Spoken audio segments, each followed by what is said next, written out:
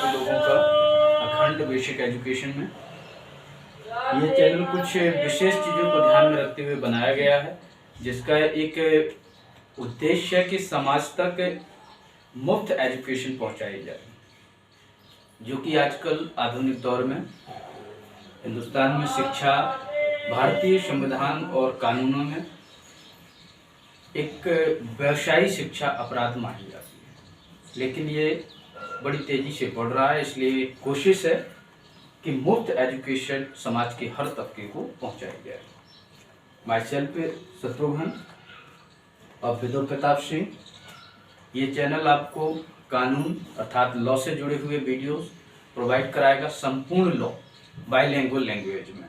इसके अलावा 2-3 पंक्तियों में वर्क करते हुए चलेंगे। NCERT history, polity, geography, economy की सभी NCERTs को हिंदी और इंग्लिश में एक्सप्लेनेशन करते हुए लाइन बाय लाइन आपको देखने को मिलेगा 6 to 12 तक। इसके अलावा इसका दूसरा उद्देश्य है 9th और 10th का साइंस, साथ ही साथ 11th 12th का बायो एवं कुछ कॉम्पिटिटिव एग्जामों के बारे में भी, अर्थात वनडे एग्जामों के लिए भी ये आपके लिए यूजफुल होगा।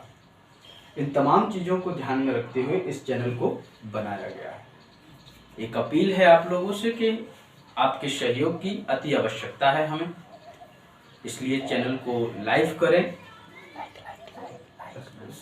लाइक करें, सब्सक्राइब करें, कमेंट करें और शेयर करें। ये बेल आइकन दी गई है, उस पर प्रेस करते हुए चलिए आज का पहला टॉपिक लेकर आए हैं हम लॉ ऑफ कॉन्टैक्ट का। तो इसमें हम पढ़ेंगे लॉ ऑफ कॉन्टैक्ट में उसका विस्तार कैसे हुआ, जन्म कैसे हुआ, ज़रूरत कैसे पड़ी, इन तमाम बातों पर जिक्र करेंगे और इसके थोड़ा इंट्रोडक्शन के ऊपर भी हम बात करते हुए चलेंगे। ओके, तो इंडियन कॉन्टैक्ट एक्ट 1872 1872, इसकी जो आवश्यकता पड़ी उसकी कुछ बुनियादी ज़रूरतें थीं ब्रिटिश इंडिया को। इसलिए अंग्रेजों ने चाहा कि एक ऐसा कानून लाया जाए जहां पर संविधान या कॉन्ट्रैक्ट या करार, तमाम जो भी विधि पूर्वक चीज़ें हैं उनको बांधा जाए। क्योंकि आप सभी जानते हैं कि ईस्ट इंडिया कंपनी के हैसियत से ब्रिटिश लोग हिंदुस्तान आए और उन्होंने हिंदुस्तान पर कब्जा किया। ये कानून पहले से ही ब्रिटिश में था, हिंदुस्तान में 1872 में इंट्रोड्यूस हुआ।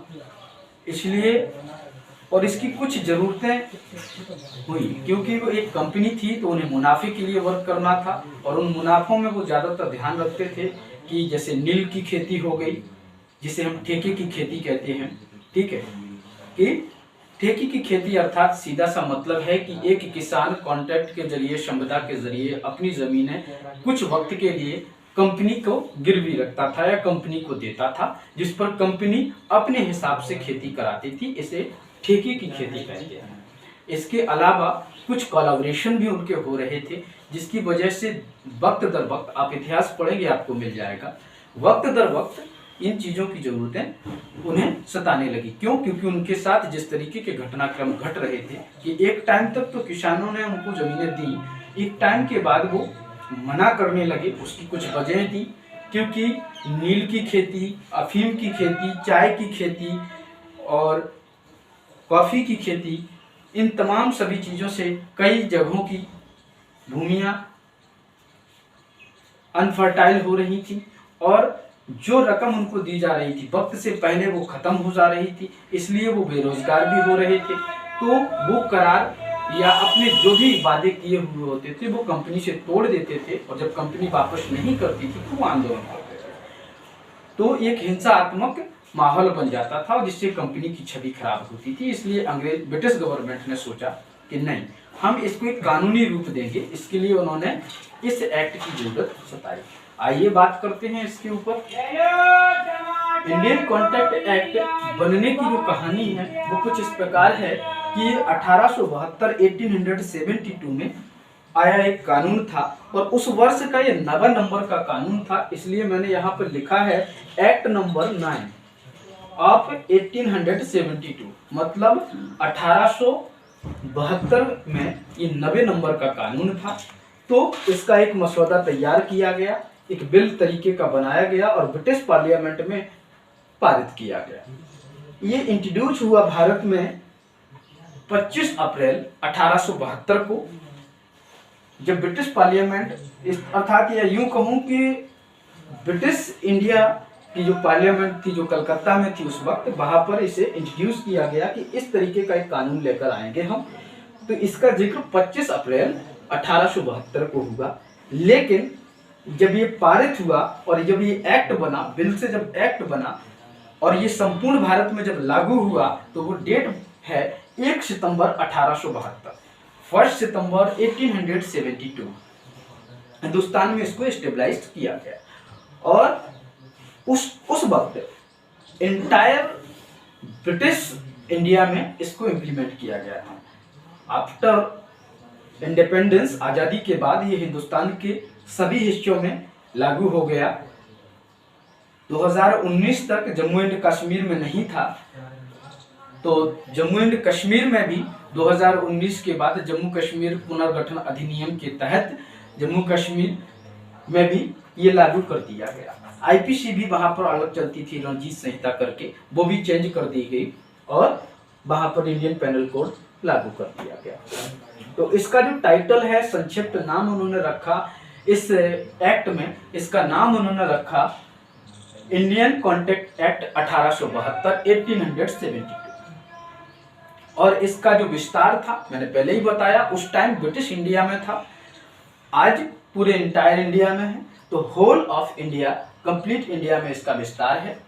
इसके अलावा यदि इसका पूरा ओवरव्यू, किसी भी टॉपिक को समझना हो तो मेरा एक ओपिनियन है, मेरा एक ऐसा विचार है कि उसकी रूपरेखा को पहले समझना बहुत जरूरी होता है कि एक्चुअली इसमें कितने चैप्टर हैं, कितने अध्याय हैं, उन अध्यायों में क्या क्या कितने सेक्शंस हैं। लॉ को पढ़ने का उसमें डेट जो दी जा रही है, उसमें जो डेट के अलावा जो सेक्शन दिए जा रहे हैं, commas, paragraph etcetera at all, इनका बहुत इंपॉर्टेंस होता है।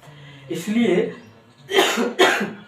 आइए इसके ओवरव्यू के ऊपर बात करते हैं। तो इसका ओवरव्यू है कि इसमें टोटल 11 चैप्टर हैं, 1 to 11 चैप्टर विद शेड्यूल। कुछ शेड्यूल भी इसमें कंसीडर की गई हैं, ठीक है। 11 अध्यायों के साथ कुछ अनुसूचियां भी इसमें सम्मिलित की गई हैं।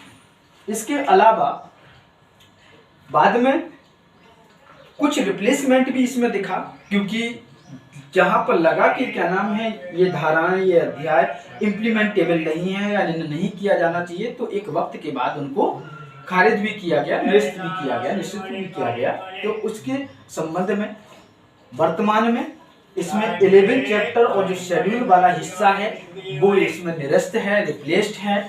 और सेक्शन की यदि मैं बात करूं इसमें, तो इसमें कंप्लीट सेक्शन 1 to 266 सेक्शन है कंप्लीट।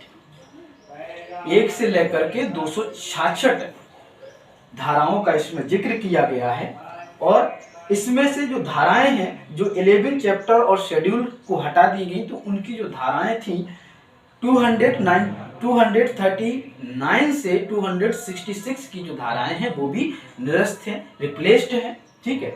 तो सेक्शन 239 से लेके 266 रिप्लेस्ड। आइए इसकी पहले सेक्शन की हम बात करते हैं। तो इसकी जो पहले सेक्शन है, इसके पहले सेक्शन में जो बात कही गई है, इसके पहले सेक्शन में आपको देखने को मिलेगा, सेक्शन फर्स्ट में इसका कॉन्टेक्ट, इस एक्ट का नाम क्या है, इसका विस्तार कहाँ है और ये कब इम्प्लीमेंट हुआ। ये 3 चीजें सेक्शन 1 में देखने को मिल जाएंगी। तो इंडिया में इसको मैंने पहले ही बताया कि इंडियन कॉन्ट्रैक्ट एक्ट 1872 से के नाम से जाना जाता है। इस सेक्शन फर्स्ट में बात की गई है। इसका एक्सटेंट, विस्तार संपूर्ण भारत में है। साथ ही साथ इसका कमिटमेंट, या सीधा बात कहूं कि ये भारत में कब प्रभावी तरीके से लागू हुआ, तो मैंने पहले ही बताया 1 सितंबर 1872 को। लेकिन ब्रिटिश इंडिया पार्लियामेंट में जो आया था एज अ बिल के हैसियत से, तो वो आया था 25 अप्रैल 1872 को, लेकिन प्रभावी हुआ ये 1 सितंबर 1872 से। इसके साथ ही ये रहा इसका सेक्शन फर्स्ट का विस्तार। सेक्शन सेकंड जो है, धारा 2 सेकंड है, इसमें कुछ कंसेप्चुअली बेसिक बातें कही गई हैं कि ये कॉन्ट्रैक्ट एक्ट जो है ये बनेगा कैसे, काम कैसे करेगा, इन तमाम सारी चीजों को ध्यान में रखते हुए सेकंड सेक्शन में धारा 2 में बताया गया है। जैसे कि कुछ बेसिक टर्म है, पहले तो प्रॉमिस का होना, प्रॉमिस के बाद पहले प्रपोजल का आना, प्रपोजल के साथ ही आप देखेंगे प्रपोजल का आना, प्रपोजल के अलावा प्रपोजल जब एक्सेप्ट होगा तो वो प्रॉमिस बनेगा, जो प्रॉमिस जो लेकर आएगा या जो उस प्रॉमिस के बारे में सोचेगा, वो विचार के बारे में हम डिस्कस करेंगे अभी कि प्रॉमिस क्या होता है, प्रपोजल क्या होता है, प्रोमिसर क्या होता है, प्रोमिसेस क्या होते हैं, ठीक है, मतलब वचनदाता क्या होता है, वचन ग्रहीता क्या होता है, आफ्टर कंसिडरेशन वो एग्रीमेंट कैसे बनता है, कॉन्ट्रैक्ट कैसे बनता है, एक्सेट्रा एट ऑल हम बात करेंगे धारा 2 या सेक्शन सेकंड में ही देखने को हमको मिलता है। तो इसमें पहले प्रॉमिस, प्रपोजल, फिर प्रॉमिस के बाद प्रपोजल को बनाने वाले इंसान को प्रॉमिसर कहा जाता है, ठीक है, प्रपोजल को एक्सेप्ट करने वाले इंसान को प्रॉमिसी कहा जाता है, ठीक है, प्रॉमिसी जो सोचने का वक्त लेता है या कंसिडरेट करने का जो वक्त लेता है उसको कंसिडरेशन कह देते हैं, कंसिडरेशन ऑफ प्रॉमिस, ठीक है। और प्रॉमिस का जो आफ्टर कंसिडरेशन निकल के आता है कि उसने सोचने के बाद जो प्रॉमिस पर वचन दिया है उस वचन पर वो कितना कारगर होगा, तो उसे एग्रीमेंट उसने कहा जाएगा। तो एग्रीमेंट देखने को मिलेगा। एग्रीमेंट के बाद क्या जिसने एग्रीमेंट किया कुछ उसको अधिकार है, या जिसने एग्रीमेंट जिसके साथ भी किया क्या उसको ये अधिकार है कि वो दूसरी पार्टी या किसी अदर पार्टी को भी कंसिडर कर सकता है, तो उसे रेसिप्रोकल प्रॉमिसी की हैसियत से हम यहाँ पर बात करेंगे, ठीक है। इसके अलावा इसमें कुछ एक वाइडेबल वर्ड आएगा, ठीक है, अर्थात सीधी सी वाइडेबल का सीधा सा मतलब है कि सामान्य करार की बात हो रही है, शून्य करार की बात हो रही है जिसमें कानूनी हस्तक्षेप नहीं देखने को मिलता है। हमने कहा कि ठीक है हम आपसे मोहब्बत करते हैं, सामने वाले ने कहा ठीक है हम आपका एक्सेप्ट करते हैं, तो दैट एक प्रकार का ये जो वार्तालाप हुआ, उसने हमारा प्रपोजल उसने एक्सेप्ट किया या जो भी किया वो हमारा एक प्रकार का वाइडेबल एग्रीमेंट रहा है, जो भी कह लें तो वो वाइडर है। बट यही जब कानूनी रूप बन जाएगा, कानूनी रूप दे दिया जाएगा, इन्फोर्सेबल बाय लॉ, तो इस तरीके को हम कॉन्ट्रैक्ट कहेंगे। अर्थात सीधी सी बात है कि वो एक स्टाम्प पेपर पर लिखकर ये दे कि हम आपसे मोहब्बत करते हैं, निकाह करना चाह रहे हैं, सामने वाला उस पर साइन करे कि ठीक है हमें आपका जो भी प्रपोजल है एक्सेप्ट है और हम भी आपसे मोहब्बत करते हैं और आपसे निकाह करना चाहते हैं, इस तरीके का कुछ वहां पर देखने को मिले तो वो कॉन्ट्रैक्ट का रूप ले लेता है। इसके साथ ही इसमें वाइडेबल की बात की गई है कि जहां पर सीधी सी मैंने बताया कि इन्फोर्सेबल है, लॉ से इन्फोर्सेबल किया गया हो, कानून की बात यहाँ पर जिक्र किया गया हो, तो वो वाइडेबल कॉन्ट्रैक्ट कहलाएगा, मतलब कानूनी तरीके से बाध्य है वो, तो वो कॉन्ट्रैक्ट है, वाइडेबल कॉन्ट्रैक्ट कहलाएगा। इसके अलावा इसमें वाइडेबल, नॉन वाइडेबल, ये तमाम सारी चीजों के बारे में हम जिक्र करेंगे section second Indian contract act 1872 1872 में सेक्शन 2 में इन तमाम चीजों की बात करते हुए चलेंगे। सेक्शन 2 की यदि मैं बात करूं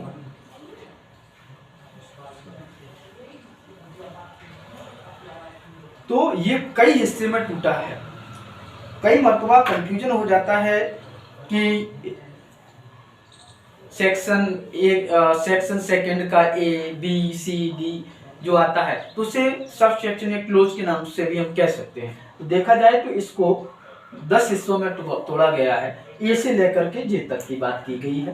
तो ए में क्या ए बी करके ऐसा इसको तोड़ा गया है।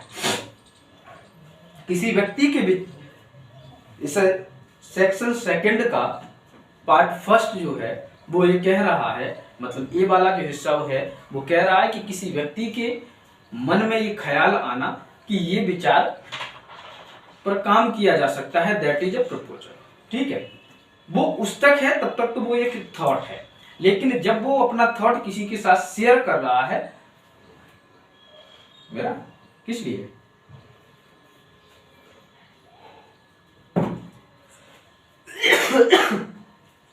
क्या बोल रहा था मैं, हाँ, कि जब किसी व्यक्ति या व्यक्तियों के समूह में कोई एक बात है तो वो एक विचार है, लेकिन जब वो विचार किसी के सामने रखा जाता है तो वो प्रपोजल का स्वरूप अपना लेता है, प्रपोजल का स्वरूप अपना लेता है।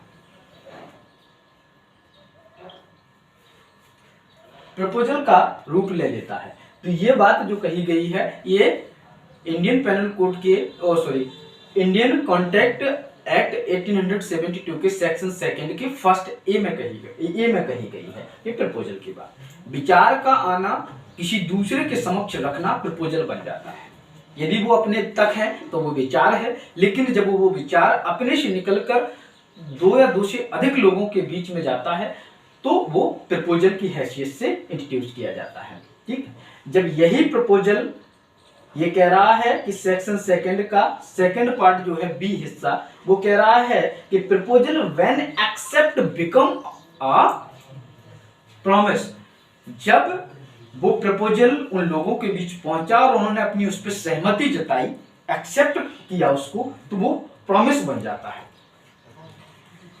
एग्जैक्टली अक्सर क्या नाम है देखने को मिलता है कि हम लोग कहते हैं कि चलो यार कल कुल्हड़ वाला पे मिलते हैं, और सामने वाला कहता है ओके यार बिल्कुल मिलते हैं, चलो चलते हैं।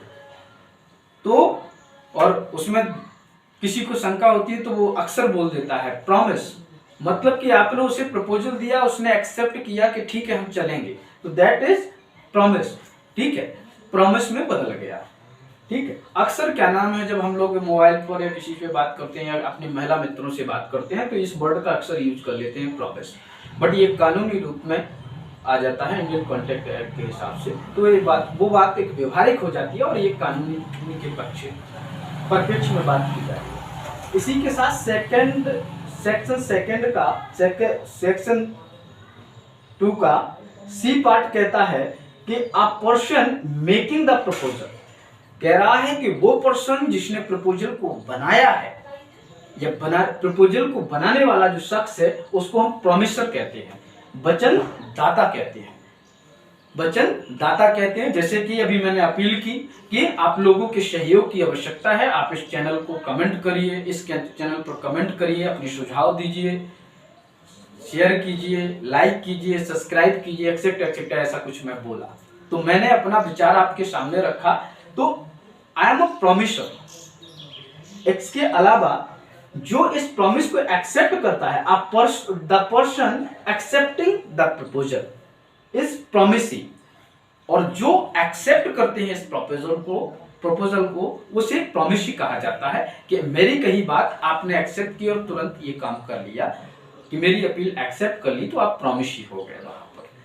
और ऐसा करना ही है बंधु, आप लोग प्यार देंगे तभी मैं आगे बढ़ूंगा, और आप लोगों की जो डिमांड होगी वो यहाँ पर बखूबी पूरी की जाएगी। यहाँ पर आपको कोई भी छलावा नहीं होगा।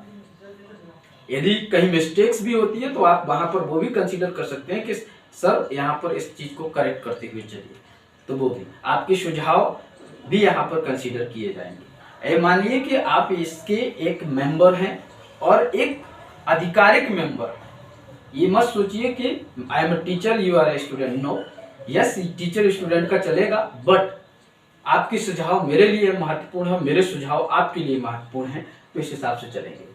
तो ये रही सेक्शन 2 के सी पार्ट की बात।